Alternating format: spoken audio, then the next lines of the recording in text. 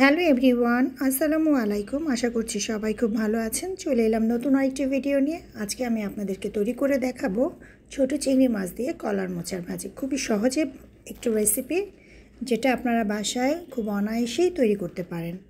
যাদের কাছে ঝামেলা মনে হয় কলার মোচা ভাজি করে খেতে, তারা একটু দেখে নিন এবং আশা করি যে যদি আমার এই রেসিপিটা আপনারা ফলো করেন, খুব চটজলদি এই রেসিপিটা আপনারা তৈরি করতে পারবেন।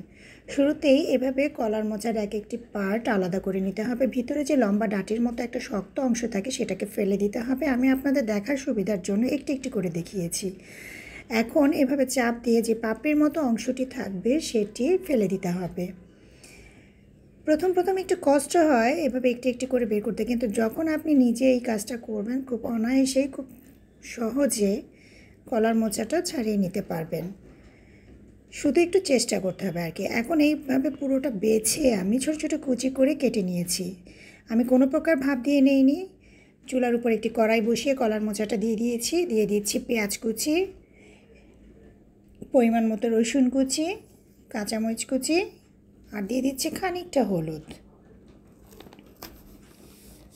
আর দিয়ে দিতে হবে লবণ পরিমাণ মতো, আর খানিকটা পানি দিয়ে দিচ্ছি কলার মোচাটা যাতে খুব ভালোভাবে সিদ্ধ হয়ে যায়। এখন সবগুলো উপকরণ একসাথে মিক্সড করে নিচ্ছি নাড়াচাড়া দিয়ে।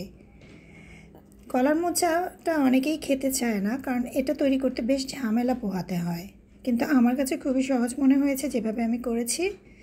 এখন ঢাকনা দিয়ে ঢেকে দিয়েছি। কিছুক্ষণ পর ঢাকনাটা তুলে আবার একটু নাড়াচাড়া দিয়ে নিতে হবে। এইভাবে বেশ খানিকটা সময় জাল করে কলার মোচাটাকে খানিকটা নরম করে নিতে হবে। মোচা ভাজিটা খেতে শুধু সুস্বাদুই লাগে না, বরং এটি একটি পুষ্টিকর খাবারও বটে। তাই উচিত সবারই এভাবে ভাজি করে খাওয়া। এখন ভালোভাবে নেড়ে চেড়ে নিচ্ছি। আরও খানিকটা সময়ের জন্য ঢেকে দিচ্ছি, কারণ আমার কলার মোচাটা পুরোপুরি নরম হয়নি। এখন আবার ঢাকনাটা তুলে নাড়াচাড়া দিয়ে নিচ্ছি। এভাবে বেশ খানিকটা সময় লাগবে কলার মোচাটা নরম হওয়ার জন্য। কোনো প্রকার পানি থাকা চলবে না। এভাবে বারে বারে একটু সুন্দরভাবে নেড়ে চেড়ে পানিটা শুকিয়ে নিতে হবে। এখন কলার মোচার ভাজিটা আলাদা একটা বাটিতে বেড়ে নিয়ে বাগার দেব। এটা হচ্ছে মূল কাজ, যেটা দিলে কলার মোচার ভাজির টেস্টটা অনেকটা বেড়ে যায়। দিয়ে দিচ্ছি একটা শুকনো মরিচ চিড়ে, আর দিয়ে দিচ্ছি রসুন কুচি। এখন ভালোভাবে এটাকে ভাজতে হবে। দিয়ে দিলাম খানিকটা পেঁয়াজ কুচি।